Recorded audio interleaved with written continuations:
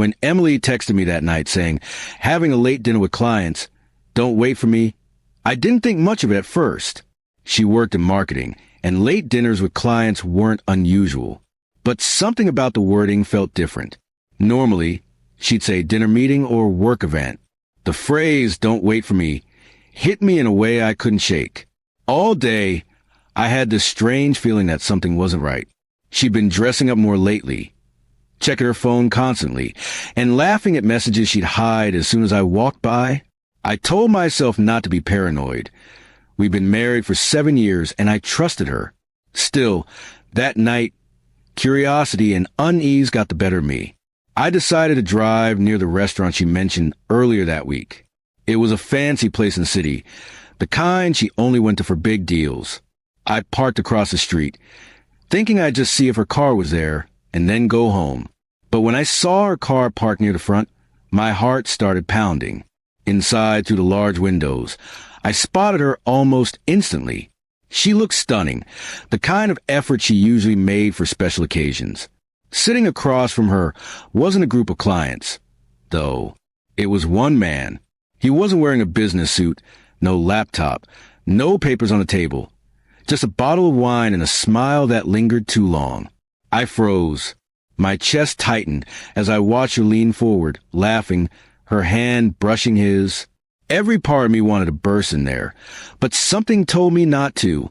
Instead, I pulled out my phone, snapped a photo, and drove away. The road blurred as my thoughts spun. I couldn't believe the woman I built my life with was sitting across from another man pretending it was just work. Back home, I sat in silence for hours. My phone buzzed again around 11 p.m. It was her, still wrapping up dinner. Don't wait up. Love you. The words fell hollow. I typed back, I know who paid the bill. Minutes later, the typing bubbles appeared, then disappeared. Another minute passed, then another. Suddenly, my phone rang. It was her, voice shaking, asking, what do you mean by that? I didn't answer. I just let the silence speak for itself. She called again, then texted, I'm coming home. When she arrived, her makeup was smudged, her tone defensive. It wasn't what you think, she said immediately. I asked her to sit. Then I showed her the photo on my phone. The color drained from her face. He's just a client, she insisted, but even she didn't sound convinced. I pointed out the empty table. No files, no papers, no team, just her and him. Tears started falling as she admitted they'd met a few months ago during a campaign. It just happened, she whispered. I didn't mean for it to go this far. Her words shattered something in me. All those late nights, all those missed dinners, it had all been a lie. I didn't shout or curse. I just told her I needed space. The next day, I packed a bag and stayed with my brother. She sent long messages apologizing, promising it was over, begging for forgiveness. But trust, once broken, doesn't return easily. I didn't reply for days. A week later, she sent me one last text. He means nothing to me. I'll do anything to fix this. But what could she fix?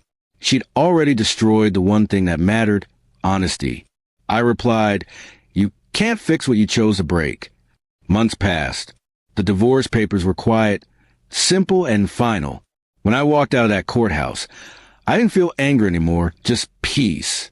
Sometimes the truth hurts more than any betrayal, but it also sets you free. Looking back, that one text, I know who paid the bill, was the end of everything I once believed in, but it was also the beginning of something better, self-respect. And while it took losing her to realize it, I finally learned that love without trust is just a dinner with an unpaid bill. Someone always ends up paying for in the end.